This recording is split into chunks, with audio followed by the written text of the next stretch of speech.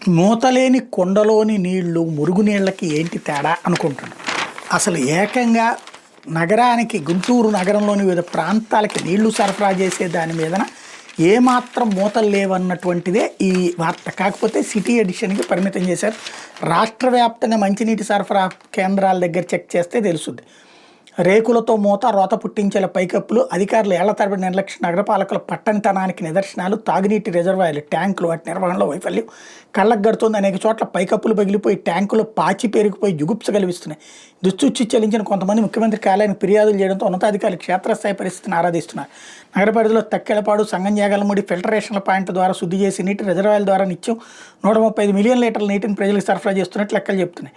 వ్యవస్థలో అత్యంత కీలకం రిజర్వాయర్ల నిర్వహణ. కొన్నేళ్లుగా వాటిని పట్టించుకోవడం మానేశారు. శుభ్రం చేసి ఎన్నాళ్ళైంది. 2018-24 సంవత్సరాలు నీరు కలుషితమై నగరంలో అతిసార ప్రబలి ప్రజలు ప్రాణాలు బలి తీసుకుంది.